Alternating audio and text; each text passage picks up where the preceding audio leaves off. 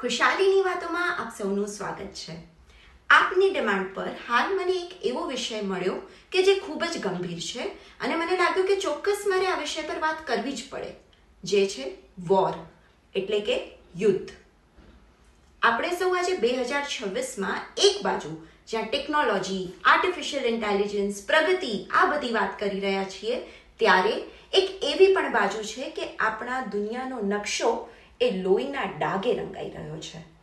એ પછી યુક્રેન અને રશિયાનું યુદ્ધ હોય કે પછી મધ્ય પૂર્વમાં ઇઝરાયલ અને ઈરાન વચ્ચેના સંઘર્ષની વાત હોય, યાદ રાખજો કે યુદ્ધ એ ક્યારે પણ કોઈ એક પક્ષને જીત આપતું નથી.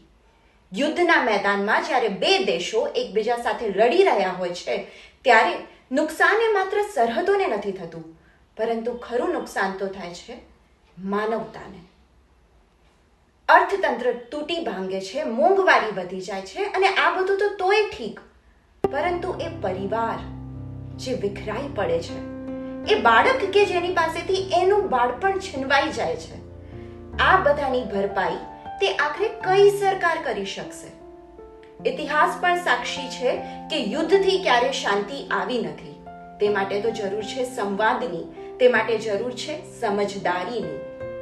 મિત્રો, આપણે સૌ યુદ્ધના મેદાનમાં જાતે જઈને લડાઈ નથી કરી શકવાના, પરંતુ કમસે કમ ઘરમાં બેસી અને શાંતિની પ્રાર્થના તો કરી શકીએ ને.